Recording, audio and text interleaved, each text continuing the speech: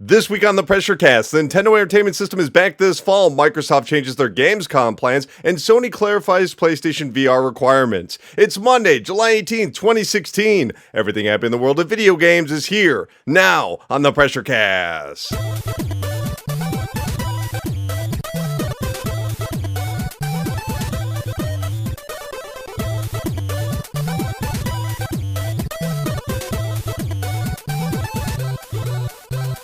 Hey, Pressure Pals, welcome to the 139th episode of the PRESSURECAST. VideoGamesAreDumb.com's weekly news panic that posts every single Monday on iTunes, Stitcher, YouTube, TuneIn Radio, Google Play Music, and America's longest-running independent newspaper at ShepherdExpress.com. My name is Colin Tanner, and I'm caffeinated and ready to ramble to you about some gosh darn video games. But remember, if you're listening to this show while I'm rambling away and you say, hey, I wish I could talk back, you can. Email pressurecast@gmail.com. You can call or text 954-947-7377 to have your text message or voice message played on air. Or you can even tweet at PressureCastPod with the hashtag PressureCast. And yeah, we have a section of the show called Thank You for the Email. Nobody wrote in. Nobody called this week. Just want to give you a subtle hint that, hey, it's there if you want it. What was that? I heard the train again. Boop, boop. That's right, it's time for the hype train. Feel the PR vibrations as we barrel towards video game satisfaction station on the hype train. This is about a show where we talk about all those upcoming video games to get you hyped up to spend all your money and become a video game guru. We are starting it off with the biggest news of the week, bar none. People are talking about Pokemon Go. There are some people that are talking about Oculus and PlayStation VR. There's lots of news out there, but nothing, and I mean nothing, compares to this story, even though you might be rolling your eyes before I'm done describing it. Nintendo has announced the NES Classic Edition. It will be released on November 11th. It's essentially a slimmed down NES, the classic NES system, except it can't play cartridges. The games are built in. There are 30 games. And it comes with one controller that is shaped like the classic square NES controller from the 1980s. It's also a controller that can be used on the Wii U. Yeah, I think you have to plug it in through a Wiimote. It's going to be $60, and you can even get an extra controller for an extra $10. Okay, why is that huge news? If you are not old enough to remember the original Nintendo era, and I mean the original Nintendo era, the 1980s, think about video games the way they are today, all right? Now, replace everything you're thinking with Nintendo. And I mean that. I mean, when you think about PlayStation or Activision or Steam or whatever, replace all of that with Nintendo. This was of an era where the arcade still existed, but they had fallen from prominence, and Nintendo dominated video games. They were video games. There was no competition. What are you going to talk about? The turbo graphics? What, Sega Master System? Forget that. Nintendo was video games. So for a lot of people, that is when they were introduced to games, and maybe that's when they stopped playing games. Maybe they might have messed around with the Atari, and then, I don't know, maybe a Commodore or something, but the NES was the final chapter for a lot of people, because for some players, once they left two buttons and a D-pad, it became too complex. It became too expensive. I mean, let's face facts, games were adjusted for inflation, almost $100 for the 16-bit generation. That includes Sega as well. So many people are familiar with the NES. It's huge. You see t-shirts everywhere to this day featuring the pixel art of those original characters. You see people on message boards being like, yeah, man, I don't really play video games. Back in the day, NES was the thing. There is a huge market for this. Now, if you go back about 10 years ago, there were these things called plug-and-plays. They were these joysticks or controllers that had AV cables in them. This was right before HD televisions took over. And what you do is you would just take the joystick and you take the AV cables, plug it into the television. It would run off of batteries. Most of the time it was batteries. I'm sure there were some that plugged into an outlet, but for the most part they were just run off of like D batteries. And there would just be a couple of games on there, like Mappy or Pac-Man, and they'd always have a little bit of a gimmick, like maybe they were shaped like Pac-Man's head or whatever. And those things sold through the roof. They were insanely successful. There were so many of them, but it was kind of a fad. It hasn't quite died out. I'm sure you can still find them to this day. And even Sega has kind of jumped on the bandwagon with their mini versions of the Sega Genesis. I see those ever so often. They come with wireless controllers and blah, blah, blah, blah, blah. Nintendo's really never engaged that market, but they are now, and there's a very good reason. When you look at the age of the people that played the NES, they're more into adulthood. They probably already have kids of their own. This holiday season, the opportunity to be able to pick up a system that will plug in through HDMI and play those classic games with their kids for $70 is genius. Play it with maybe their old friends around the holidays, families. This is going to outsell the PlayStation 4 and the Xbox One. I would even say it will outgross the PlayStation 4 and the Xbox One, not combined. I'm not that confident this fall. Now, some of that has to do with saturation of the market because many people already own one of those systems or the other. That's just how it is. I just really believe this is the smartest thing Nintendo has done with their old properties ever. Just ever. And I know this all sounds like hyperbole, but you have to understand there are generations of people that grew up with the NES. Not only the people that were there when it came out, but all the hand-me-downs. People that have played the NES, I don't know, in the 90s, even when the Super Nintendo was out, even when the PlayStation was out, there were still NES games being released, and there were still kids playing that classic console. Okay, so the concept itself is smart. What games are they going to be releasing with this? There's going to be 30 games, and there's no sort of internet connection. You can't download more games because they probably want you to buy another one of these in next holiday season. Hint, hint. So here's what they've picked out. And they're not just NES, Nintendo-made games. They have Balloon Fight, which of course was worked on by Iwata, the former president of Nintendo. That was the title he worked on, so that's kind of a cool throwback. Bubble Bobble. I cannot tell you how many people I meet that love Bubble Bobble. It blows my mind. I was never too fond of it. I thought it was a cute little game, but there are folks out there that are addicted to that. They see that on the back of the box, they're going for it. Castlevania, awesome. Castlevania 2, Simon's Quest, less awesome. Castlevania 3 is not included. Why not Castlevania 3? Come on. I mean, you could even bring over the Japanese version with the better soundtrack. Whatever. Donkey Kong.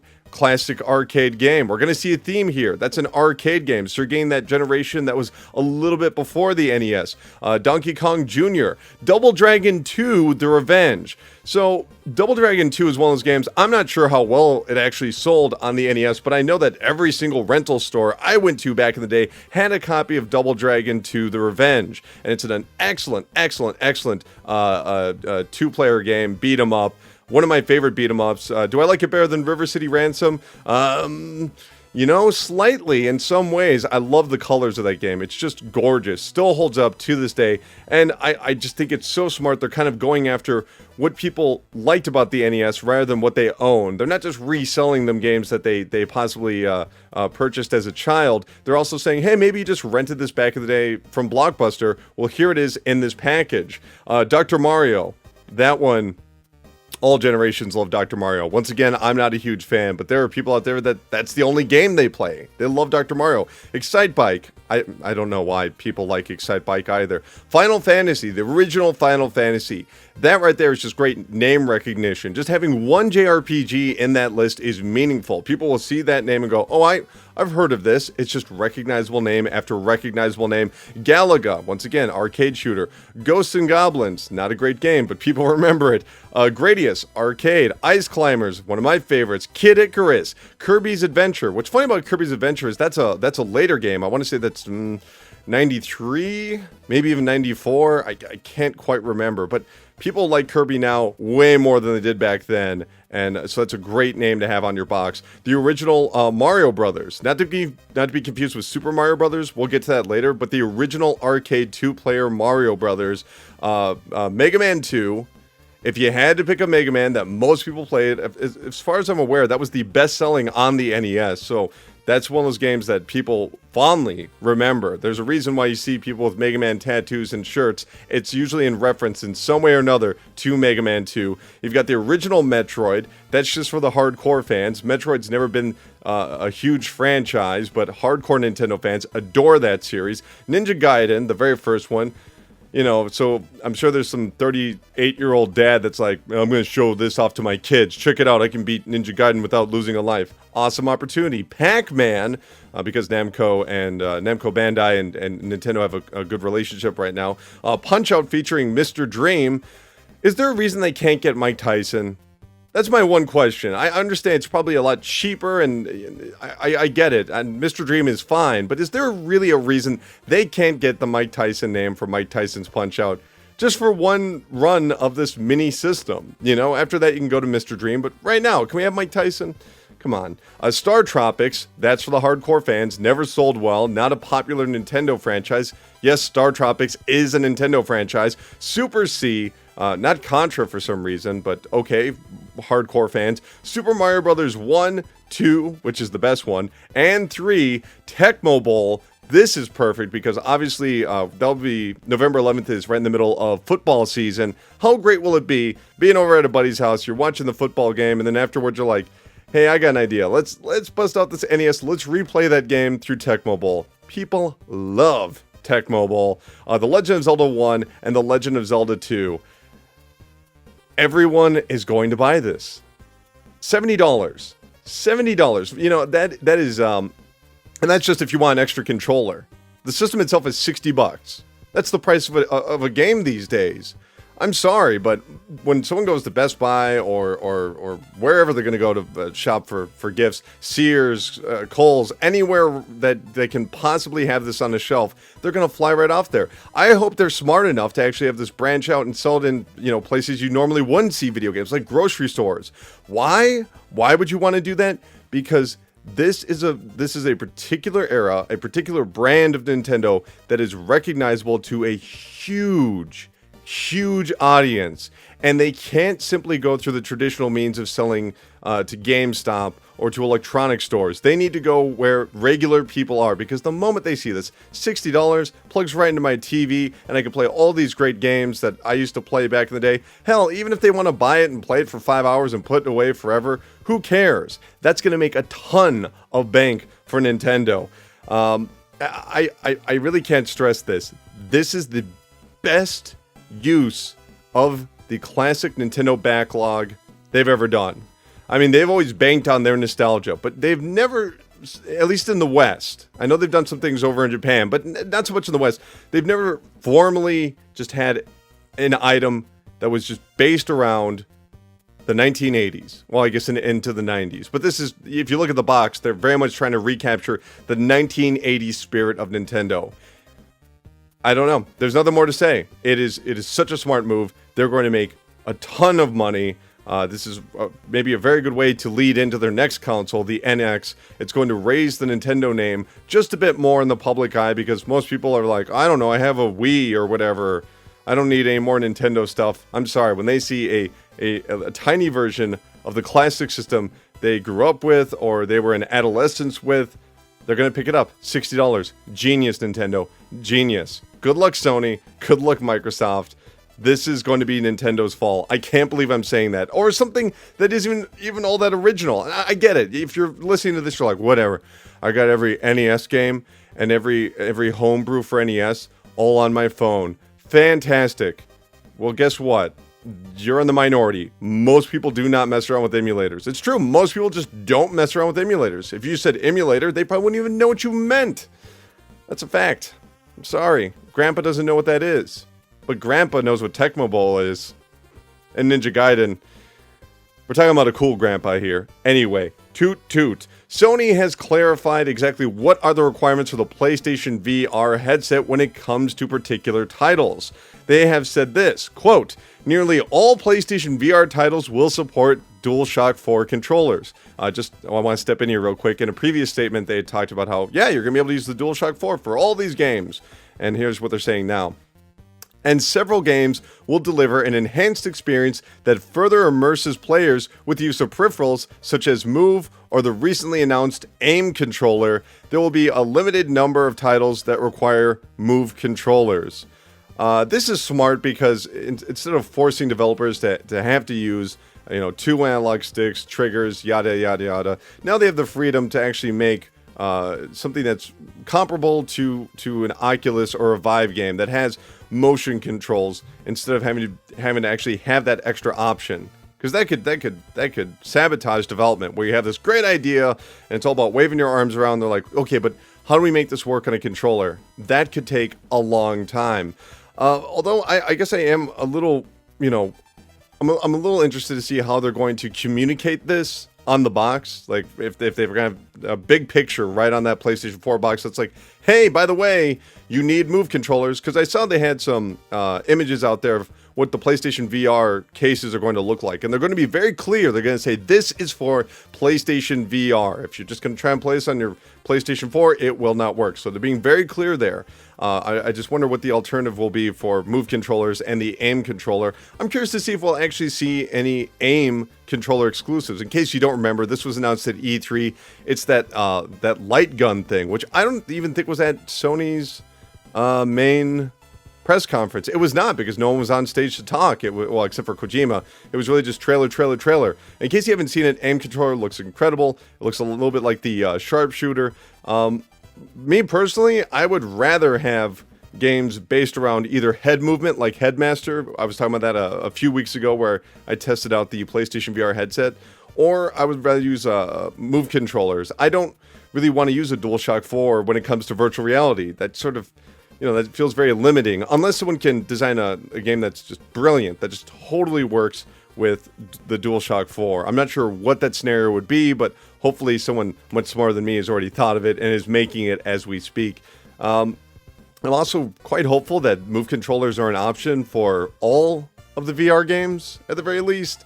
When I see something like that zombie taxi driver game, I want to be turning the wheel with my hands. I don't want to be holding on to, analog sticks. So hopefully that will be an option.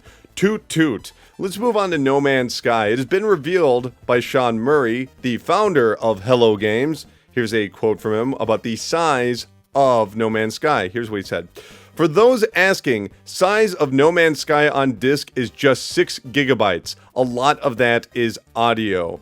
He also mentioned that they are already busy on Update 1 for the game after it releases on August 9th in North America. I saw some people online already freaking out about this. Like, what? Oh god, it's only 6 gigabytes. Oh man, I don't know. Should I cancel my pre-order? This doesn't look good. What are you talking about? He said it's mostly for audio. And in case you don't know, No Man's Sky is a procedurally generated game, kind of like Minecraft, but on, I would say, a bigger scale, a much bigger scale, because of course they're creating a universe and they have quadrillions of planets out there. The thing about it is that I'm not quite, I don't quite understand here is, can you play this game offline? And if you can, how does that affect the online universe? Because they've stated over and over and over again, even though they said you'll never bump into another player because of how big the universe is. They said you could, hypothetically, you could bump into another player, but the universe is so vast, it would be very, very difficult. So let's say you're playing the game for, 3-4 years without an internet connection. I don't know who you are, you're very strange, but let's just say that's who you are. And then you plug in to the internet. Do they sort of, shoehorn your universe in, or do they tell you, hey, by the way, you have to start over. You can't continue this game with this previous save. I'm not sure. I'm just really curious about that. Because with only 6 gigabytes, I would assume a lot of this is just online, but whatever. The fact that he says a lot of that is audio is actually kind of cool, though, because sound design in video games, very important. Very, very, very important for immersion. So I'm looking forward to that. And hopefully that Update 1 includes a version of the game that you can play with your PlayStation VR. Just, Hello Games, quit being a bunch of lazy bones. Give me my PlayStation VR universe experience. Toot, toot. Well, there was a leak on the PlayStation Store. There was an image that someone screen capped and put all over the internet that says that Ubisoft's upcoming Grow Up, the sequel to Grow Home, will be released on August 17th, and apparently it is priced at $10 with a special discount for PlayStation Plus members, which is probably, I don't know, $7.99, $8.99. Either way, that's a very smart decision by Ubisoft, because this is a title that you definitely don't want to hype up. You know, this is not something that's going to be sponsoring a ton of websites and have trailer after trailer after trailer. Wait, what am I saying? It's Ubisoft. Of course it's going to have trailer after trailer after trailer. But, you know, that's what they did with the last Grow Home. They basically just announced it and released it only a week later. It worked out very well for them, even though I didn't like the game. I thought it was boring as hell. It worked out very well for them. A lot of people were very passionate about that title. So having a similar release schedule is probably a good idea. Just kind of like, hey, here it is, and now it's out. And keep in mind, they have not announced the game yet. Well, they announced the game, but they have not announced the release date yet. And this is just a leak. So I'd expect maybe a week ahead of time, Ubisoft to just kind of say, hey, here it is. It'd be a smart move. Toot, toot. There are more screen caps of supposed leaked information on the internet, this time revolving around Xbox One. There are a number of images circulating, a supposed Gears of War Xbox S, which is a red console, and even an image for a Halo Guardians Xbox S console. There's no confirmed release date. There's a rumor that it would be on October 7th. Okay, for the Gears of War system. They look fairly legit, right? They look like real systems here. And I could understand why Microsoft would want to release a Gears of War console with their game. They've done that in the past, right? I'm a little curious why they would bother doing a Halo 5 Xbox One S. I mean, that's really gearing towards people that like Halo, but don't own an Xbox yet. I'm not sure who you are. You're a strange individual, but that's fine. But keep in mind here, this is very important, that there were leaked images of a Titanfall system with a Titanfall controller. They looked extremely legit, and to this day, many people say those were real. So, what happened to that Titanfall Xbox One console? No one knows. Never came out. That was that. So could Microsoft be working on a Halo and Gears of War console that never comes out? Sure.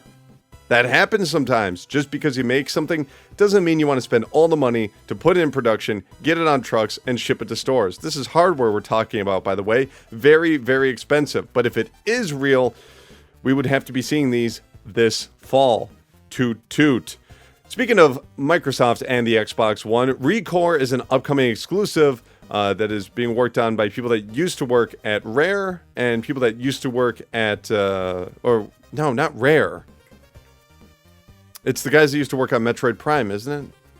I can't remember that. Retro Studios. I think it's former Retro Studios employees working with Kenji Inafune, the guy who worked on Mega Man, of course, Mighty Number 9. And suspiciously, this game is going to be $40 rather than your average $60. Why is that? Well, according to Xbox marketing guy Aaron Greenberg, with new IP like that, ideally, launching time matters a lot. So that's why you're seeing us launch it as our first title of the season. Blah, blah, blah, blah, blah. So why is it so cheap? The second thing is that it doesn't have an existing base of fans. So we have to build that fan base. Rightly so. Gamers are very thoughtful about where do I want to spend my money? What games do I want to buy? So we kind of have to earn their vote. We have to earn their trust, and we have to earn their dollar. So that is why the game is going to be $40 as opposed to $60. And it kind of makes sense in a way. When I look at Recore, I don't know about you, but I don't see an Xbox One exclusive. I see maybe a Nintendo property or a Sony exclusive. It doesn't really speak to the Xbox brand. So by lowering the price, it's not a bad idea, especially because the Xbox One has a great attach rate. If I'm not mistaken, people that own Xbox Ones have more games than people that own PlayStation 4s. That's not to say that the Xbox One has sold more games than the PlayStation 4. I'm just saying that the people that own the system have a tendency to buy more games. So by lowering it down to $40, it's good. It's not a bad idea, especially after Mighty Number 9 when people say Kenji Inafune's name and they're like, I don't know about this. That last game wasn't too hot. But either way. So hopefully we will see that game be a success, a better success than Mighty Number 9. We will find out on September 13th. Toot toot. We've been talking about Xbox One backwards compatibility for months now. They just seem to randomly announce new titles coming to the program. Well, this week they announced Interpol, the Trail of Dr. Chaos, which is a puzzle game that sounds like it's related to South Park, but it's not. It's not that Dr. Chaos. And according to Metacritic, user reviews and regular reviews, it's terrible. But hey, there's some news for you. Toot toot. Naruto Online is going to be launching in the West this week, July 20th. This news was announced by Bandai Namco. It's going to be a turn-based online game. There's going to be it's going to be voiced by the original actors. Kind of weird that they're just announcing this out of the blue, saying, hey, guess what? This week you can play this Naruto game. And in fact, you have to go through their website to play the game. I don't believe this is on Steam or any service. There is a single player mode, but of course, as the name would imply, it's mostly online. Either they are just trying to soft launch this, they're just trying to make sure their servers don't get punished. So they're just kind of like, hey, here's the game, on the DL, and we'll accumulate users as time goes on instead of just having our servers being down, the entire launch day. Or they know this game isn't very good and they're just kind of kicking it out the door like, oh, hey, here it is. See you later. Bye, everybody. I'm not exactly sure how they make money. I didn't see anything about microtransactions. There probably are. But I'm sure Naruto fans will be happy to hear this, I guess. I don't know. I'm not a Naruto fan. Not because I hate it or anything like that. I just never really watched it. Tried playing the games recently, and they're okay. Very pretty, but not the best gameplay. Toot toot. Speaking of anime, Sword of the Berserker is going to be merging with Dynasty Warriors, something that they, of course, already did some time ago in Japan, but they will be arriving in the West this fall on the PC and Vita digitally and on the PlayStation 4 on disc and digitally. In case you've never seen Sword of the Berserker, or as it's just known, Berserk, it's basically a guy with a very large sword slashing people down and blood spraying everywhere. So that's pretty perfect for a Muso game. Of course, this isn't the very first time that Sword of the Berserker has been in a video game. In fact, there was one on the Dreamcast, I want to say about 16 years ago. Not a great game, but a very fun game because you would cut people in half and they would just, their torsos would just stand there, just spewing blood up into the sky. I mean, hey, if you want, you could re-release that, an HD version. I mean, I'm sure someone would buy it. Okay, maybe no one would buy it. I would buy it. Toot, toot. Okay. We have a brand new free-to-play title coming to Xbox One and PlayStation 4, Trove. It's essentially an action version of Minecraft. It's voxel-based. In fact, it already has over 5 million people playing it on PC right now. There's no exact date. They say fall. I mean, it's free to play, so it'll probably be a huge success on consoles because people just have a tendency to gravitate towards things that don't cost money. Pokemon Go! Yeah, more so than things that are maybe a little bit better, but actually cost $5 or $10. I'm not sure where the microtransactions come into play, but, I'm curious to see if kids really get passionate about this title, and can they convince their parents to give them money to spend on it. We'll find out this fall. Toot toot. Rick and Morty, the critically acclaimed animated series on Adult Swim, is now entering the world of VR. A YouTube video was posted earlier this week that said, thrust your hands and eyeballs into Rick's garage with Rick and Morty virtual reality. Touch things, fondle things, make horrible mistakes with dire consequences. The future is truly here, and it is deeply unsettling. I saw the trailer. I'm not exactly sure what you're doing in there, but it looked a lot like Job Simulator, just picking up stuff and merging it together. But it was packed with the voices of Rick and Morty, which for most fans I think will be good enough. This is, I believe, the very first time that Adult Swim Games has done anything with virtual reality, and it's probably the best property they could do it with. Rick and Morty has a ton of video game references, and they're just really good references. I don't know how to describe it. It's not like, oh, there's Pac-Man in the background, or, oh, I heard the Mario sound effect.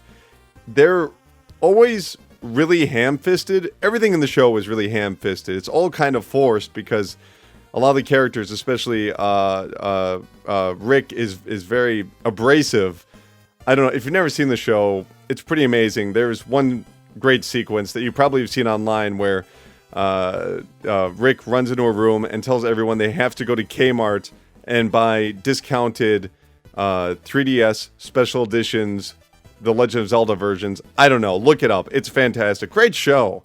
You gotta watch that. Seriously, if you've not watched Rick and Morty, you gotta watch it. I heard everyone praise this show before I watched it. I'm like, all right, let me see what the fuss is all about. And I watched the first episode and I was instantly turned off, did not care for it. But then I watched the second episode and it was much better. So keep that in mind. Toot toot. Rocket League is officially adding crates. Yes, crate systems. You've seen this in other games, especially Valve games, where you're playing and after a match, suddenly you get a crate and then you need to buy a key that unlocks the crate and blah, blah, blah, blah, blah, blah, blah. They've said this will not change the way that the game drops items traditionally. So you're still going to get those free items. They're just going to have stuff for crates. And when you buy those keys, that money is going to be going to the Rocket League Championship Series to help build up the pot to give to someone for being very good at Rocket League. Someone amazing at Rocket League. Someone far better than you at Rocket League. Someone far better than I at Rocket League. I wish I had half those skills. I still play the game a lot, but I'm just no good. I saw some people freaking out online. I mean, this is really just a common theme. People freaking out on the internet. But I saw a lot of people freaking out online going, oh, this is going to ruin the game. Whatever. Really? That the crates? Oh, darn. This game was so good, but here's like an extra hat or a flag for your car. Oh, the game is ruined. Oh, I just play it for the items. I don't play it for fun. I just play it to get stuff. Come on. Get over yourself. Don't be a Dumbo. Okay, I do think that sooner or later, Rocket League does need to go free to play, though. I think that's really important. They just released a physical version of the game on retail shelves, obviously, a disc-based version for the Xbox One and the PlayStation 4 that gets you a lot of bonus stuff. I think that's all fantastic. But, you know, maybe 6 months, even a year down the line, why not have a bare bones free-to-play version where you don't get any unlockables, where you have only one type of car? I don't see any reason why not. I mean, they are reaching a saturation point sooner or later because this game is selling way too well. I mean, we had a quote from one of the people at Synox that basically said, yeah, our user base goes up every single month, and this is not normal. Most games dip off after the first month, or second month, or third month, but it's been a year, and they're still going up. Well, I just hope they go free to play sooner or later. Toot toot. There's a rumor from Eurogamer that Return to Arkham, the repackaging HD-ified versions of Arkham Asylum and Arkham City, will be launching this November. It was supposed to be out in July, and then at the last second they decided to change those plans. Well, now, according to Eurogamer, it will be released this November. You know, I basically said all I have to say about it when they had that announcement trailer. The games did not look good. They look quite bad. It was far, far, far too bright. Kind of betraying the roots of the noir aesthetic that Rocksteady was going for. I mean, if they're just going to stick with their original plan, that's fine, I guess. If the franchise is over, you know, if the Arkham series is dead and it is over, I mean, whatever. Just try and squeeze all the money you can get out of it. But if you have any possibility that Rocksteady will want to return to this franchise in a future date. I mean, they're already working on a VR game. They said, we're done, we're not doing any more Batman. And then they're like, oh yeah, we'll make this VR experience. Okay, that's kind of weird, you know? But if you have any other studio that might even make an Arkham game, maybe don't release this. Because Arkham Knight, not that great of a game. These versions, just based off of the graphics. I know that sounds really superficial, and it is, but the graphics themselves looked really just underwhelming. You know, so unless the franchise is dead, maybe don't release this. Just putting that out there. Okay. Toot toot. Just Cause 3. It's a game that I didn't really like all that much. It's a game that a lot of people didn't like all that much. But there were some people that really enjoyed it. And there were even more people that were really excited for the potential in the multiplayer mod. Well, I have bad news. The multiplayer mod for Just Cause 3 has been canceled because Cameron Foote, he was the lead designer on this mod, has officially been hired by Avalanche Studios, the people behind Just Cause. He says, several months ago I was approached with an offer I couldn't refuse to join Avalanche Studios Sweden as a developer so I could work on projects present and future. As part of Avalanche, I'll be able to bring many of the things you know and love from JC2MP, that's Just Cause 2 multiplayer, into future Avalanche experiences while reaching heights that a mere mod couldn't facilitate. Here's the thing, guys. He's a modder. Doesn't exactly pay the bills. If somebody, especially if a studio that you really admire, that makes a franchise you love enough to actually spend your free time making extra stuff for it, calls you up and says, hey, I don't know about you, but are you done eating all that macaroni and cheese and ramen noodles? Do you want like a really good job? You want a really good job? They're going to be like, yeah, I'll take the job. I'll take the job, buddy. It's the right move. Good for him. If I was Avalanche Studios, by the way, maybe make Just Cause 4 an online game from the get-go. It seems kind of weird what you're doing with mods here, and I hate to say it, but Just Cause, the franchise, it's been diminishing returns. Just Cause 2 was okay, I thought. People were blown away by that title, but Just Cause 3, no one's really talking about it. Just Cause 2 had legs. Just Cause 3 doesn't. How are you going to fix that? Online mode. When you and 50 other people are trying to blow up a helicopter by using your grappling hooks, you're going to say, wow, how did I ever play this game single player before? Just an idea. Toot toot. Chex Quest is officially being remade for the 20th anniversary.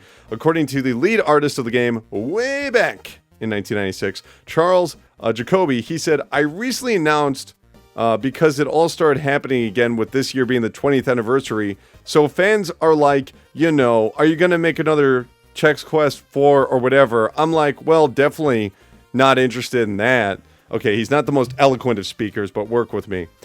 But I've always kind of wondered about, like, well, what would it be like if I just did a remake of the first one, but with a modern game engine?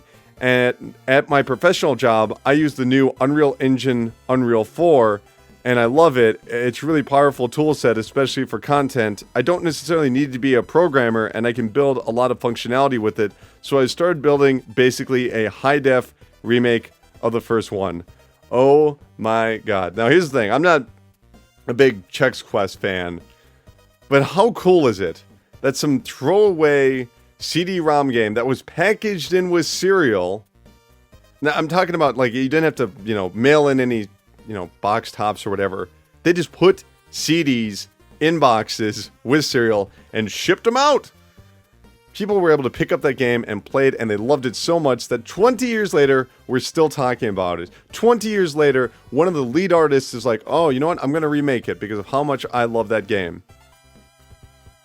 I wish more brands would take weird chances on things like that.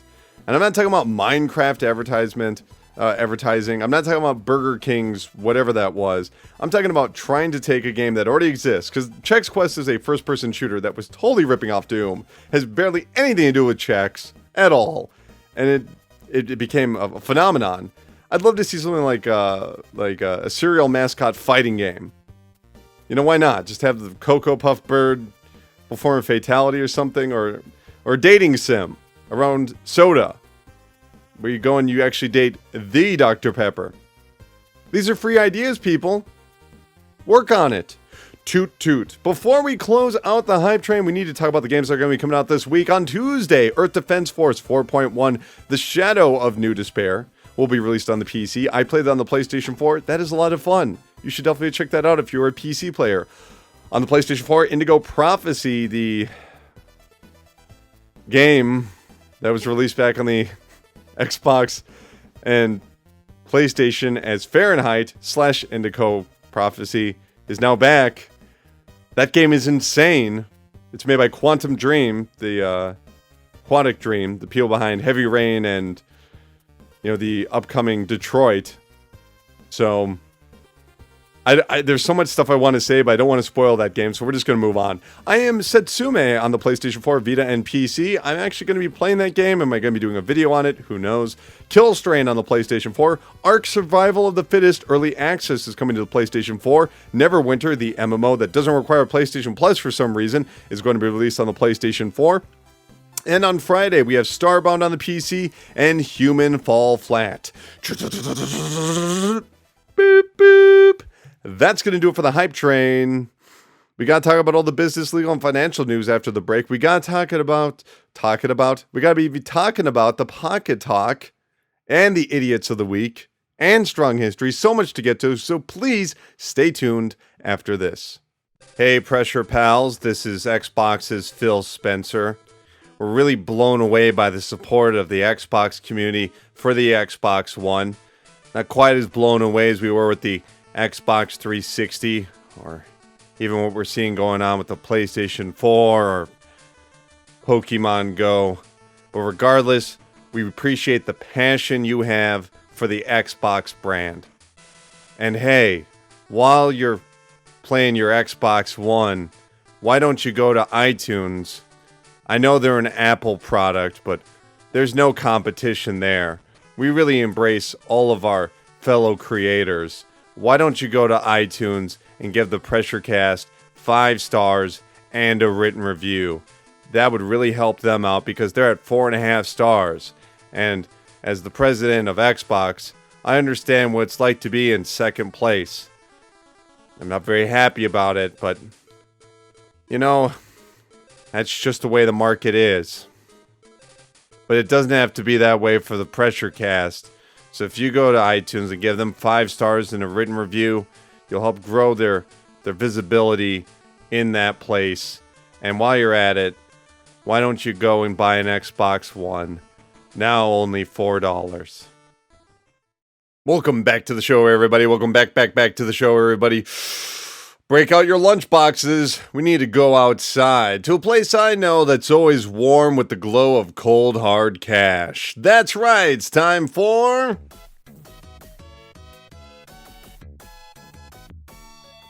the Chart Park, the land where money grows on trees. Yes, the Chart Park. This is the part of the show where we talk about all the legal, business, and financial news in the video game industry, and we find out which fat cats of Wall Street will tip their top hats towards Lady Luck. We are going to start off with some chart news. Not an actual chart, but news about the charts. The NPD, which stood for the National Product Description, now it stands for nothing. It's just called NPD Group, has announced that starting on July 31st, they are going to be taking into account digital sales. This is huge. Why? Well, let me give you a little bit of history about the NPDs. The NPDs are an organization that keeps track of game sales for publishers. So people like Activision or Warner Brothers or EA. They get their information about how their games are selling compared to their competitors through the National Product Description. I'm sorry, it's just called NPD now. They get it through the NPDs. This is how you find out which games sold the very best every single month. Same with consoles. They don't actually give out numbers anymore. They used to give out numbers saying, hey, this game sold 500,000 copies. They don't do that anymore because the publishers politely ask them, saying, hey, we're paying you for that information. Why are you giving it away for free? Reasonable. So now they only give out a listing of the top 10 best-selling games in the United States. Or I guess North America, because they also count Canada. But one of the problems is they've never been able to count digital sales. And in fact, no one really has been able to count digital sales in America. There are resources like Steam Spy, but even that's kind of faulty because you're not getting the information directly. They kind of have to go through how many people are playing the game. They might be taking free copies into account, press copies. It's not a perfect system. And to be fair, neither will this because they can only count whatever publishers are engaged in this service, right? Well, they have announced that they are going to be taking into account digital sales. According to Joanne Hegman, who is from the Toys and Games division of NPD, with the participation and support of leading publishers whose cooperation makes this possible, we are excited to launch an industry-first service that addresses a long-standing need. And that's awesome. Industry first. They're the first ones there. No one else has been doing this unless you count the Uki game charts in the UK. They've been doing that for a couple of months now. Joanne, what are you talking about? Let's move on. Pokemon Go. You might have heard of it. I don't know if you have. If you haven't, I think it's some sort of sandwich or a pop song. I'm not really positive. I've just heard references to it. I don't want to look into it. I don't even want to find out what it's about, all right? You Pokemon go away. Anyway. Either way, it's helping Nintendo stocks Pokemon Go up by 86%. Nintendo's market value has increased by $17 billion. That's after 1 week. Now, are they peaking? Probably. I doubt it's going to hold that way the entire time. I doubt that we're going to be playing Pokemon Go 100 years from now, and they're still going to have that value for their stock. But it's doing very well for them. Here's the thing, though. Nintendo is actually only gaining 10% of the revenue from Pokemon Go. Most people aren't really aware of that. They just see Pokemon and just assume Nintendo. They don't know what the Pokemon Group is. They don't know what Niantic is. They just think Nintendo. Nintendo is getting all this attention. They're getting all the praise, which, to be fair, they don't really deserve. There are 2 other companies that kind of produce this product. But regardless, I'm just wondering, is Nintendo going to learn anything from this? Are they going to look at that and go, okay, the way to make it big on mobile is to have a pretty good product that features, classic characters. And I hope that's what they've learned, because they need to make a mobile Mario game sooner or later. They do. And if you feel something in your stomach when I said that, if you felt something, you're like, oh my god, no, Mario, no, not on mobile, please, no. Good. That's good that you have that feeling. Hopefully Nintendo has that feeling. And hopefully they understand the importance of this transition into the mobile space. It can't just be like Miitomo, which was a fun little game, but if you can even really call it a game, I don't know. But it was a fun little project that people enjoyed for a week or a month. And, Pokemon Go is probably going to be a fad, much like the original Pokemon was a fad. You might be shocked by that statement, but hear me out, that, Pokemon was very big briefly. It has sustained, I want to clarify this. Fads aren't just things that appear and then go away.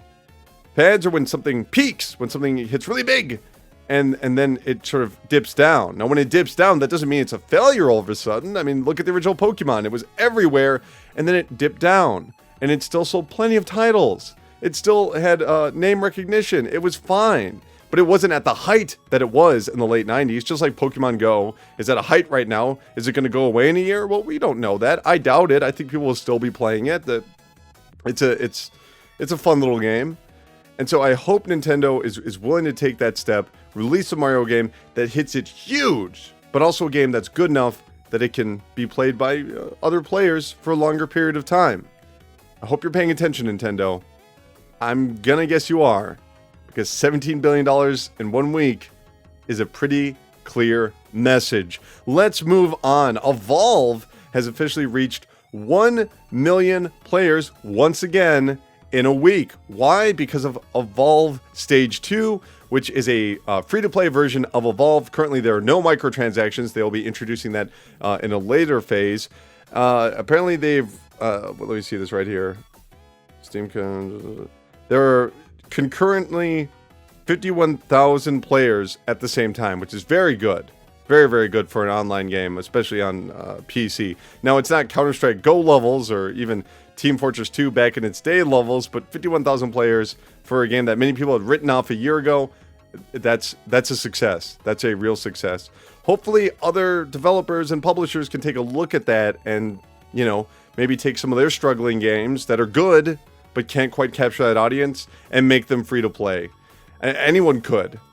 I mean, if you were a company like, oh God, I wish I could think of one company. Let's just say, I don't know, Capcom and one of their games. It could be any of their games. Street Fighter V. Please make Street Fighter V free to play. Please make Street Fighter V free to play. I want more people to play this goddamn game. I want that series to be a success again. Please do this, Capcom. I know you have that grace period right now where it's going to look bad if you make it free to play, but come on. Maybe this spring? Just putting that out there for you. Alright. Microsoft has announced that there will be no Xbox press conference at Gamescom this year. According to Xbox, they will now have a new and more intimate Xbox Fan Fest experience for our fans. New and intimate. I love that. This apartment isn't small. It's cozy. I just love those little weasel words right there. They still will have a lot of their games like Gears of War 4 and the upcoming Forza on the floor for people to play. Obviously, Sony has not been to Gamescom, and if they miss it this year, it'll be 2 years in a row that they did not attend. I think it's, I'm not sure what Microsoft is thinking here. They keep coming out with more and more headlines. They never stop talking, much like myself. It feels like you see 50 news stories about Phil Spencer says this and Phil Spencer says that, and you might think, well, it's because the media is biased because blah, blah, blah, blah, blah. I'm an insane person. But no, it's because I really feel that Microsoft is made a more deliberate effort to constantly speak to the media, to constantly have news, whether it's some random backwards compatible game or a brand new Phil Spencer interview or announcing a brand new feature update, whatever it is. They keep putting themselves back in that news cycle. I think that's intentional. As for why they're not having a Gamescom press conference, well, I guess it has a lot to do with E3. They had a jam-packed E3 this year. Maybe that's all they had. And everything else, they're not ready to talk about yet. They don't want to distract away from what's available this fall. Fair enough. Fine.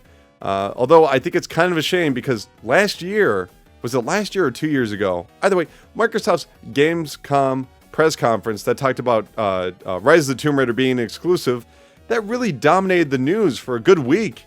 And it kept being brought up over and over and over again for the rest of the year. That got Xbox One a lot of attention. I guess they just don't have that sort of announcement this year, so they're just not going to bother. They're still going to have a presence, though. Good enough for me. Let's move on to breeding season.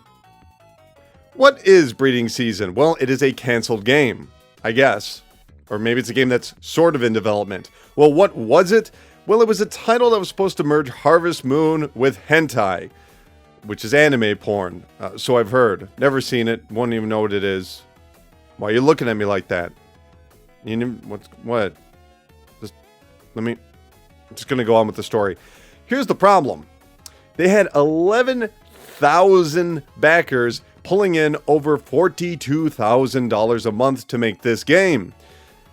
Unfortunately, Vladimir Sandler, who is an artist for the project, has left, and he's taken many of the art assets with him. Why is that a problem? Well, let's go to H-Bomb, because apparently this is a two-man operation. H-Bomb was the first out of the gate with a quote. Here's what he said. It's possibly the single worst decision I've made throughout this entire project was ever choosing to trust him in the first place. I allowed him to retain the rights to his artwork, which is why he can walk away with it, under the assumption that if either of us ever chose to leave the project, they would be able to sell their portion of the product to the other or negotiate for royalties. He received over $190,000 worth of Patreon money over the course of this project, and he thinks he can get away with directly destroying over 3 years of work from an entire team. Well, I guess there are more than two people. Entire team of people entirely because he has a stick up his ass. He has not only completely violated my trust and the trust of our team on every level, but the trust of every single Patreon who has ever paid us anything. It's not just unethical, it's completely fucking absurd. You might want to, learn how to talk to people a little bit better. That's not a great PR statement. Not a great PR statement. So he's damning the artist, right, for walking away. However, Sandler also had a comment. Let's decide which one of these is a little bit more level-headed. I just wanted to let you guys know I didn't do this out of spite nor greed, but through legitimate disagreements with H-Bomb's method of management. H-Bomb has given you an incomplete and misleading view of the situation. I'll give you my side of the story, and then you guys can decide for yourself who is responsible. He's starting a new project, apparently, using those art assets. My new project, Cloud Meadow, was not made to simply steal the profits of breeding season for myself, but to actually save what I could of the breeding season project and deliver on the spirit of the promises made by the project. The way the actual breeding season game development was going, it would never have actually been finished, even if myself and the other artists worked 24/7. These guys both sound like dumbasses. But I have to admit, management is very important when it comes to developing a game. And this guy's just the artist, and if he decided he wanted to hold on to his art before even entering this project, he must have had some sort of reluctance. So it's sort of his fault for even joining the team in the first place. But, you know, listening to that quote from H-Bomb where he's just losing his goddamn mind. He's like, he's got a stick up his ass. He's fucking absurd. It's like, oh boy, okay. You know, you're not Gabe Newell. You can't just say whatever you want. You don't really have a track record. They both sound like idiots. I mean, I think the proper thing to do would be to refund some of the money, you know? But legally, they don't have to do any of that. So if you spent money on a Harvest Moon / hentai thing, I mean, you kind of got what you wanted, right? You got fucked. Let's move on. Oculus Rift has officially, and I should say finally, sent out all of their pre-order units. According to Oculus, we want to apologize for the delays in getting Rift to doorsteps. We appreciate that. Without your support, VR wouldn't be where it is today. Thank you for your patience over the past few months. So, you can take that off the box of things you hate about Oculus. But here's the thing, whether it had to do with the DRM or the delays in shipments, Oculus has hurt its brand. It just has. With its core user base, which at this point is the majority of their user base. Oculus has become a toxic name online. And what can they do to fix that? I don't really know. I mean, they've already done some things to eliminate their problems with DRM. They don't actually have any real exclusives. They're all timed exclusives. So they're going to be going to the Vive and PlayStation sooner or later. I don't think they can really appease that hardcore audience anymore. And the problem is that VR is still in its early stages, so early in its early stages, that they don't have that widespread mainstream appeal yet. I'm hopeful Facebook is patient and, let's be honest, smart enough to wait this out, to wait for VR to become a thing that people want, probably around the time of PlayStation VR, because that's a very approachable method to acquiring VR in 2016. I mean, they burned their fans. They did, justifiably or not. Doesn't matter. It doesn't matter who's right and who's wrong. That's just the way it is. People don't like Oculus now. That sucks for Oculus. What are you going to do? Moving on. This is a story that you probably have heard a lot about, and yes, we are going to be covering it. The FTC has fined Warner Brothers, and there's also a report stating that a number of YouTube influencers, including PewDiePie, were involved in a promotion campaign revolving around Middle-earth: Shadow of Mordor, which of course was a 2013 game? 2014? 2014. So, you know, the problem is, and this happened before with Xbox, if you remember back in 2013, they did not properly disclose that they were being paid by Warner Brothers to promote Shadows of Mordor. That happened. That's a big problem. You can't be doing that. Because according to the FTC guidelines, you must, quote, disclosure should be clear and conspicuous and should be upfront and easy to see where the viewer won't miss it. PewDiePie, of course, took an issue with all these news stories and with all these allegations, saying, look, I didn't have to disclose anything, but look at my video description. If you read that video description, it says it was sponsored by Warner Brothers. So you know what? It's no fault of my own. I did more than I was asked to. I went above and beyond. And then he kind of says, I probably could have done a little bit of a better job. Maybe I could have, do what I do now by introducing the video and saying it's sponsored. I could have done that, but I did just enough. Okay, here's the thing. PewDiePie is one of those characters online that I don't watch his videos, but I don't hate him by any means.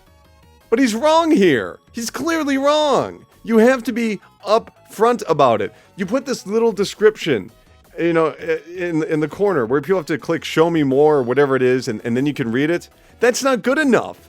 Let's say that I embed that video onto another website or wherever. Guess what? I don't see that description anywhere. So I wish PewDiePie would have taken this a little bit more seriously. I wish he'd been a little bit more humble, instead of just immediately, attacking the media. Real mature. And it's so embarrassing because he's using Twitter quotes and Reddit comments to defend himself. Where he's like, look at these people get it. It's like, no, PewDiePie, speak in your own words. All right? Use your big boy language. You don't have to go, oh, look at the person on Twitter, they get it. That makes it even more suspicious. When he can't defend himself, he has to find someone else to do it, who's not even realizing they're going to be in a PewDiePie video. And maybe they don't want to be in a PewDiePie video. He doesn't know that.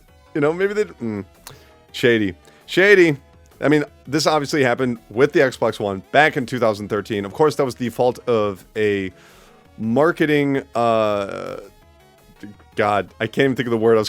Marketing group. I was going to say marketing store. You don't go to the marketing store, though. That marketing group did not have influencers properly disclose that they were being paid to talk about the Xbox One in a positive or neutral light. Previously I said that wasn't the fault of Microsoft, but the more I think about it, the more I'm like, I don't know. Is that the reason that Microsoft even hired those guys? Just to use them as a shield? So like, oh, no fault of our own, it was all theirs, while all the while getting all those influencers to praise the Xbox One. I don't know. I literally don't, so I'm not trying to throw shade. Let's move on to more controversy. Last week, of course, we learned all about CSGO lottery and a couple of YouTubers who were, and I don't like the term YouTuber, but these guys call themselves YouTubers, so I'm going to do it. These YouTubers who were promoting CSGO lottery without disclosing that they owned CSGO lottery. I mean, they would just sit there and be like, oh, wow, this is so much fun. I've been talking to the guys that run this, even though they were the guys that ran that service. Bonkers. Well, Valve's Eric Johnson has responded to the controversy, saying, in 2011, we added a feature to Steam that enabled users to trade in-game items as a way to make it easier for people to get the items they wanted in-game, featuring in-game economies. Since then, a number of gambling sites started leveraging the Steam trading system, and there's been some false assumptions about our involvement with these sites. Oh, man, poor Valve. We'd like to clarify that we have no business relationship with any of these sites.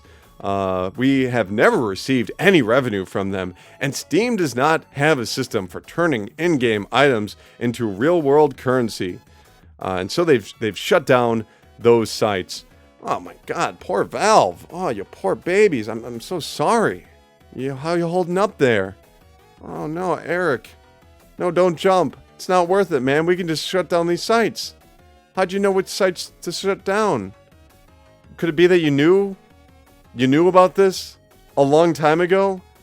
I mean, it was kind of underground, right? It was kind of underground. It was like a $2 billion industry, but it was kind of underground. And obviously, there is no real money to be made out of here from the $2 billion industry. There's no real money to be made here. What are you talking about? Valve knows this lawsuit is coming. They know a lawsuit is coming. It's already been announced. They've already been mentioned in it. And now they're trying to do everything to make themselves look as good as possible. Now, did they think this was just some throwaway bullshit nonsense and they didn't have to think about it? Probably. I mean, it sucks for them because, they weren't directly involved. But to act like, oh, what's this here? Oh, we had no idea. Get rid of that. Oh, why didn't you guys tell us sooner? Come on, Valve. You knew. You had to have known. You had to have known. There's so many instances of Valve's micromanaging of Steam, but to act like this humongous industry was in the dark. We never heard about it. We had no idea that people would ever, use our in-game economies like that.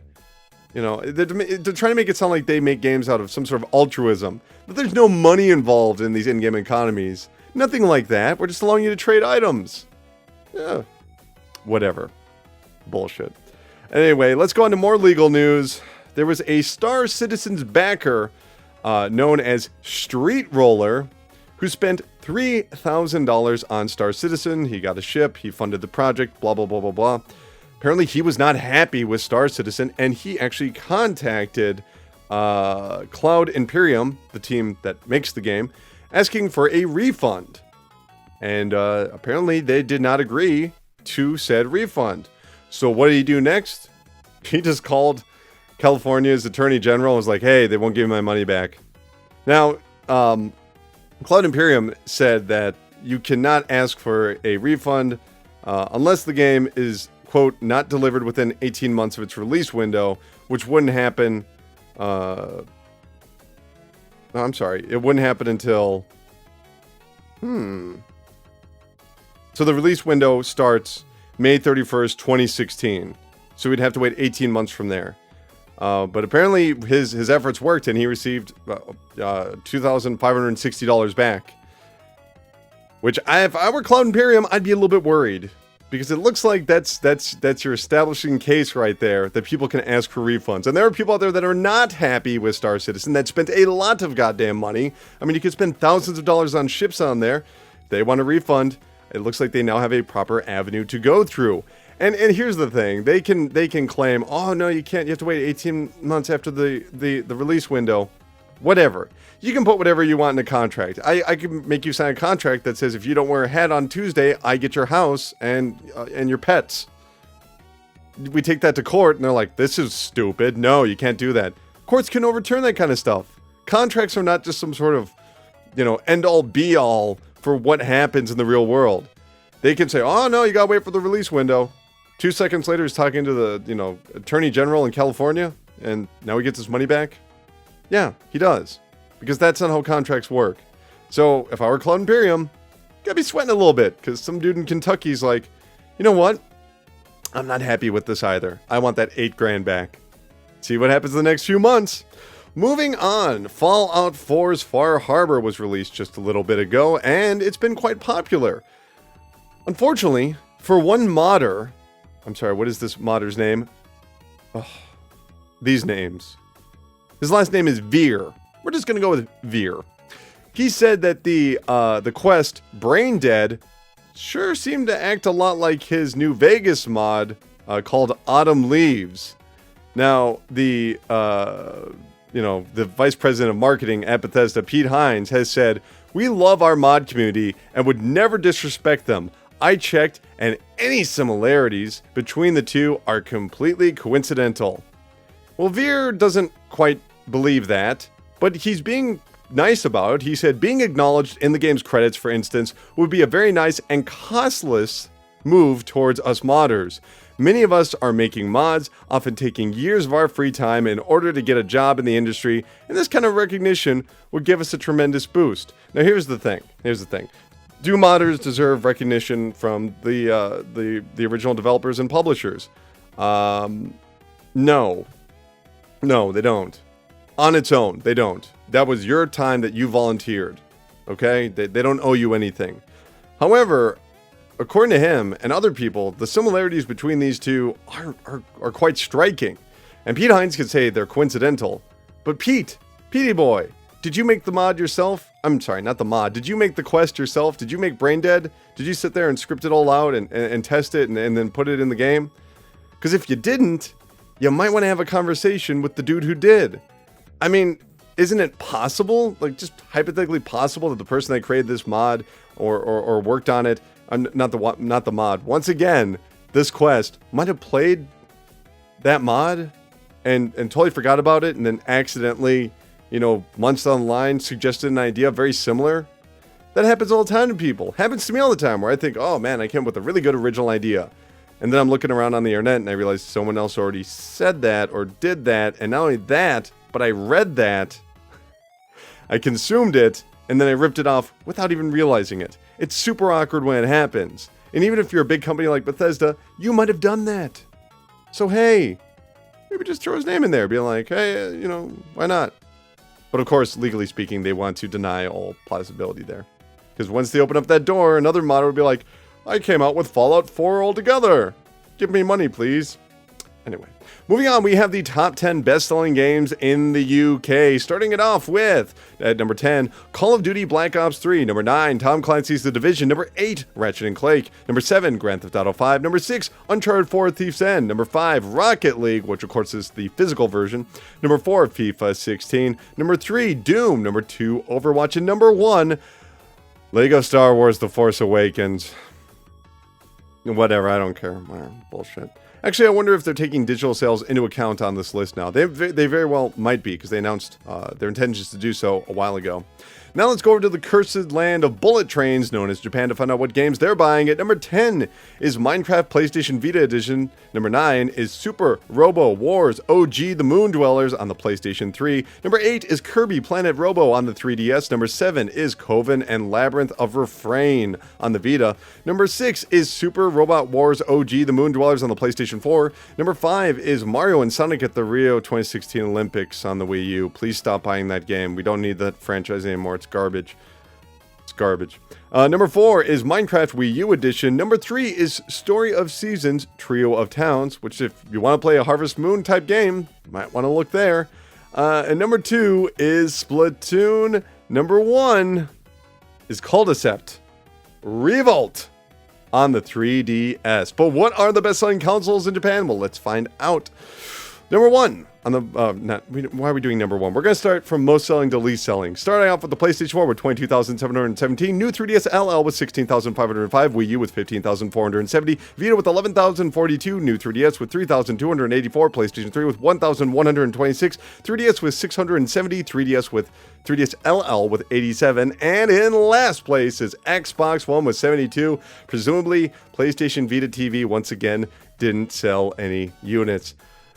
And that's going to do it for the Chart Park, the land where money grows on trees.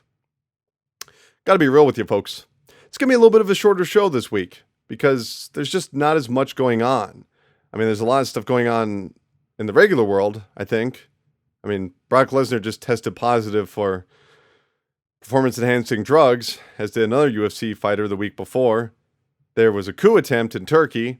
There was another coup attempt in Algeria. I didn't even read that article yet. Lots of stuff is going on. But in video games, it's kind of quiet.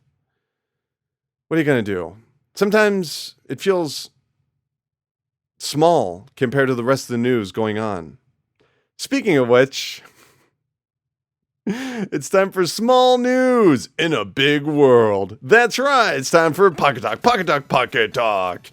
T-Mobile is offering free data for Pokemon Go. That's right. If you're a T-Mobile user, you can actually have a year of unlimited data only on Pokemon Go. This offer also allows you up to $15 in free Lyft rides and even a free Wendy's Frosty. I gotta say, T-Mobile is killing it with these promotions as of late. I think it was last year or the year before that. If you wanted to sign up with them and break your old contract, they would cover the cost of breaking the contract and even call up your cell provider and be like, they're with us now. Lay off. They take care of everything for you. Pokemon Go in pop culture is sort of a fad right now, okay? It's going to dip. And they are striking while the iron is hot. There are some insane people out there, which we'll get to later, that will sign up with T-Mobile exclusively because of that offer. For real. They're like, I want to have the most Pokemon, and all I gotta do is change my cell provider. It's a done deal. Let's do it. Bonkers. Speaking of Pokemon Go, apparently McDonald's is going to be partnering with Pokemon Go in an Asian country. That's the news. There's a rumor. We don't know which Asian country. How big is Asia anyway? Something like half the size of California, right? It's not that big. Maybe half the size of Texas, at max. I'm not going to give it a whole state. That'd be crazy. Is California half the size of Texas? Either way, that is all. Moving on. Boop, boop. Anyway, okay, maybe I should bring up one thing. Nintendo has partnered with McDonald's before, when I think it was with the 3DS, where you could use the internet there for free. And I don't actually know if anyone took them up on that offer. I don't know many people playing 3DSs in a McDonald's. Actually, I take that back. I actually played my 3DS quite a bit in a McDonald's once, because I was stuck there. I was stuck there playing Yoshi's New Island on the 3DS in a McDonald's for like 3 hours. Not making that up. Playing a bad 3DS game in a bad restaurant. That is like a sad sandwich. Which is basically every sandwich that they make at McDonald's. Moving on! There's a brand new Batman game that was just released on iOS from the developer Turbine. Batman Arkham Underworld. They're really sticking with that Arkham name, huh?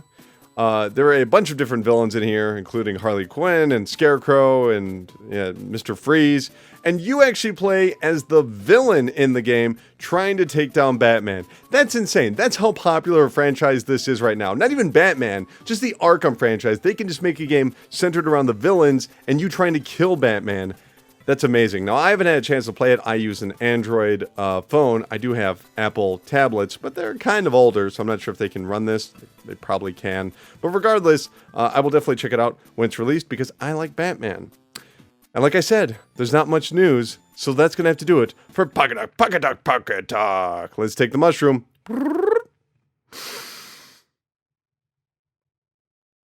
There is no lead-in for this. We are just going to get into the idiots of the week. The idiots of this week are numerous. They are everywhere, and they keep making headlines. In fact, I have collected several headlines. Here they are. Apparently, 2 men fell down a 90-foot ocean cliff. Apparently, a man quit his job. Apparently, a dude was stabbed and didn't realize it. Apparently, a lot of people are visiting the Holocaust Museum for other reasons than to learn about the Holocaust. There are people out there that are discovering naked women throwing garbage at statues at churches. There are people out there that are going to the Westboro Baptist Church, and the Westboro Baptist Church, the extremely homophobic and awful church, is responding in some interesting ways.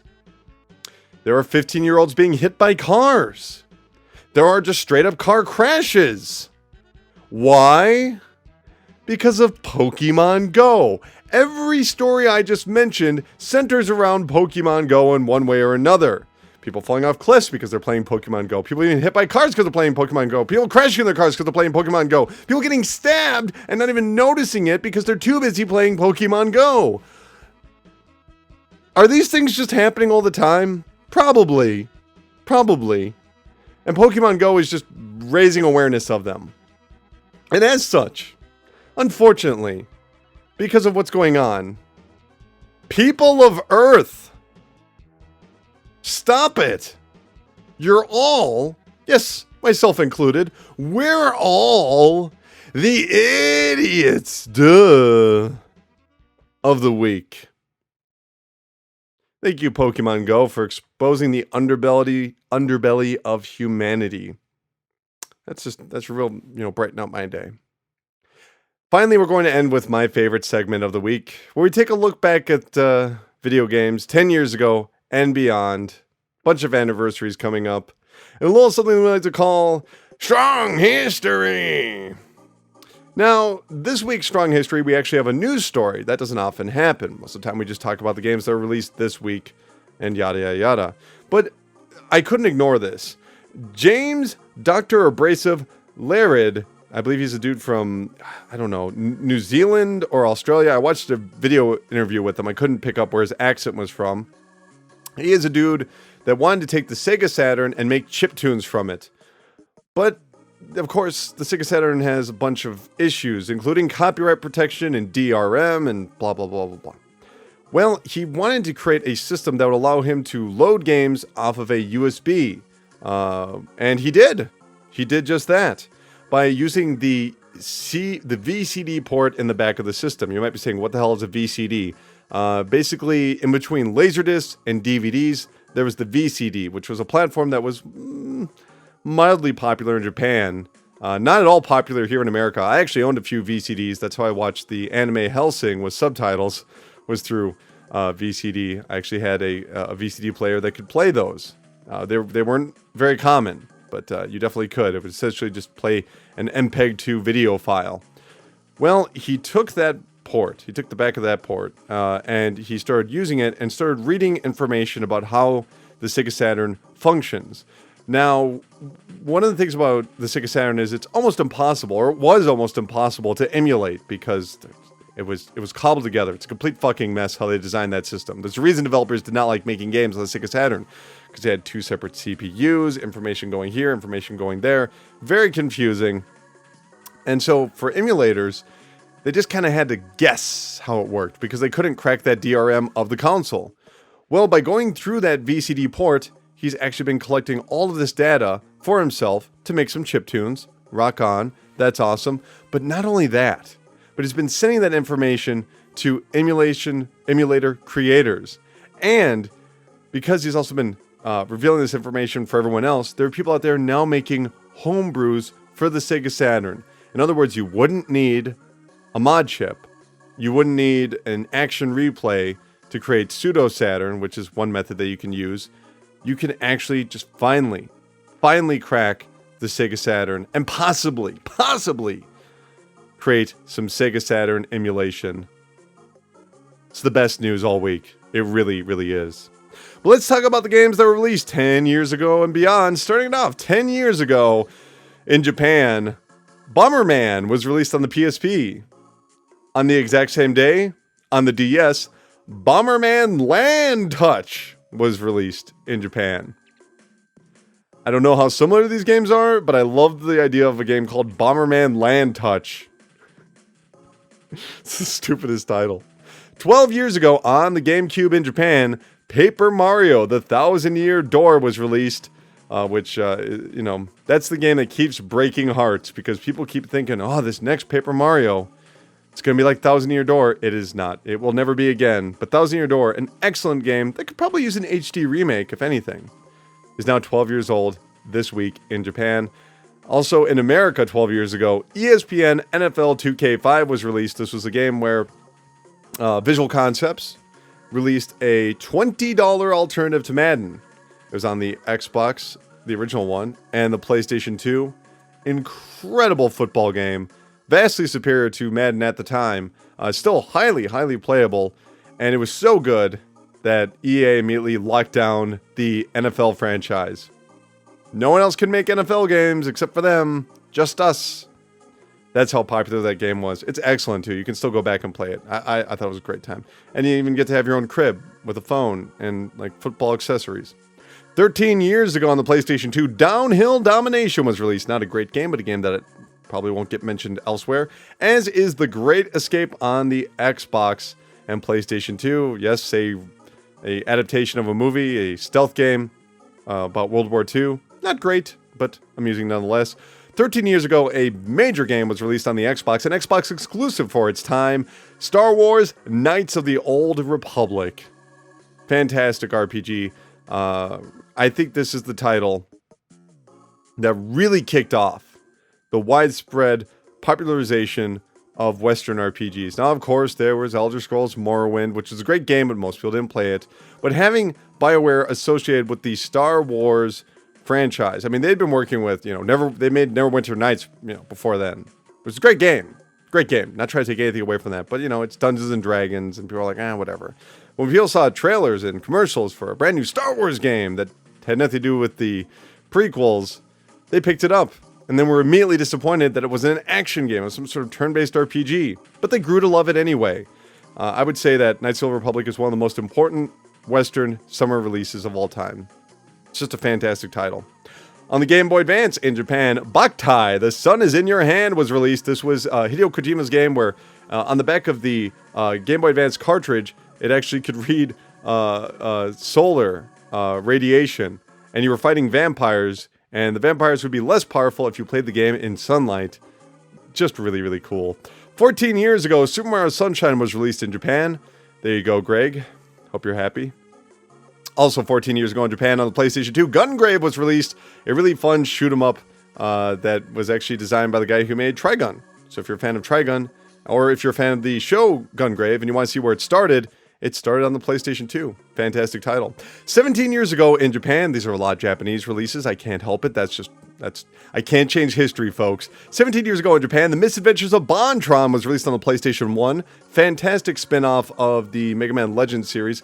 Arguably the best Mega Man Legends game. Misadventures of Bontron, currently available on the PSP, Vita, and PlayStation 3 on PSN. So go get to it. Also, 17 years ago, Neon Genesis Evangelion was released on the Wonder Swan. I didn't even know this existed. So maybe you didn't either. Based off that anime. Go figure. 18 years ago, Mission Impossible was released on the Nintendo 64. A very strange precursor to Hitman. It actually plays a lot like Hitman without any of the quality. You basically walk around as not Tom Cruise and wear fake masks and pretend you're generals to gain access during fancy parties, to steal the codes and maybe even kill somebody. If you're a fan of Hitman, it might be worth taking a look at Mission Impossible on the 64. Not because it's good, but because of what it might have influenced. There's really nothing else like it before that time.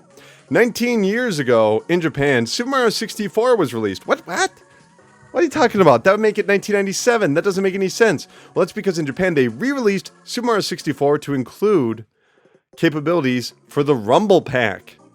I didn't know that existed, so I thought I'd let you know. Also 19 years ago, Street Fighter EX Plus Alpha was released on the PlayStation in Japan, and Clock Tower was released in Japan on the PlayStation. A very interesting point-and-click adventure. Not a great one, but interesting.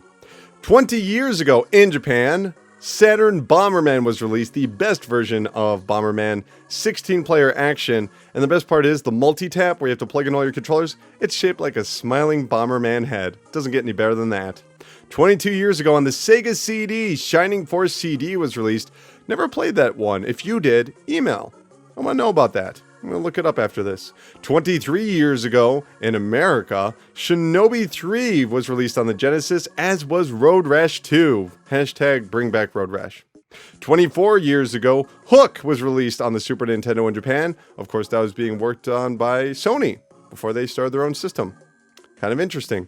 And at that time, they were probably a little burned by Nintendo, and yet they still published a game on a Nintendo platform in Japan. Kind of fascinating. Also, Gargoyles Quest 2 was released on the NES. This was the sequel to the Game Boy game Gargoyles Quest, which is a spin-off from Ghouls and Ghosts. Really awesome Metroidvania-type games. Highly recommend you check those out. If you're a fan of JonTron, 24 years ago in Japan on the SNES, Dino City was released. A game that is more famous now for how interesting it is, rather than being a good game. 25 years ago, Final Fantasy IV was released in Japan, as was The Legend of the Mystic Ninja, aka Goemon, on the Super Nintendo in Japan. 26 years ago, Devil's Crush, one of the best pinball games you can ever play, was released on Turbo 16 in Japan. And Double Dragon, was released on the Game Boy in Japan. I thought, alright, that's a pointless anniversary. Unless you're a big fan of Double Dragon on the Game Boy in Japanese. And 26 years ago, Metal Gear Solid 2 Solid Snake was released on the MSX in Japan. They would basically remake that game into Metal Gear Solid. So that's the 25th anniversary of Metal Gear Solid 2 in Japan. Very cool. You can, of course, play that on Snake Eater, as well as the HD re-releases, if you want to check that out. In English, properly translated. 28 years ago in Japan, Bionic Commando was released on the Famicom. And 29 years ago, in Japan, on the Sega Master System, Great Soccer was released. How was it? Well, it was Great Soccer, so you already know. But lastly, not in chronological order, but lastly, 21 years ago, Gunpei Yonkoi's final Nintendo creation was unleashed in Japan. That's right, the Virtual Boy was released 21 years ago. It is the 20th anniversary of the Virtual Boy. If you're a fan of Turbo Boxer or Red Alarm or Mario Tennis, if I'm not mistaken, the launch titles nearly eclipse all the other 14 or 15 releases. Then have a drink for the Virtual Boy, I guess. And that's going to do it for Strong History. PlayStation VR is being released on the 20th anniversary of the Virtual Boy. Think about that. Think about that. Anyway, like I said, it's going to be a little bit of a shorter show, and as such, I think it's time to close out the show. Remember, if you want to contact the show, 954-947-7377, or at PressureCastPod, or PressureCast@gmail.com. Any of those methods will have your opinions voiced or questions read on this show, so please do that. I think on Tuesday I'm going to have a video up on Ghostbusters for the PlayStation 4.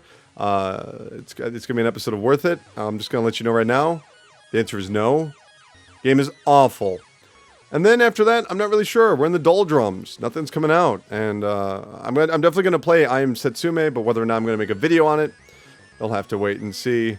Pokemon Go is a fad that is catching the nation by storm, which is fantastic. But fads end, as do lives, as we're learning from all these news stories. But fear not, the PressureCast is no fad, because the PressureCast is forever. See you guys.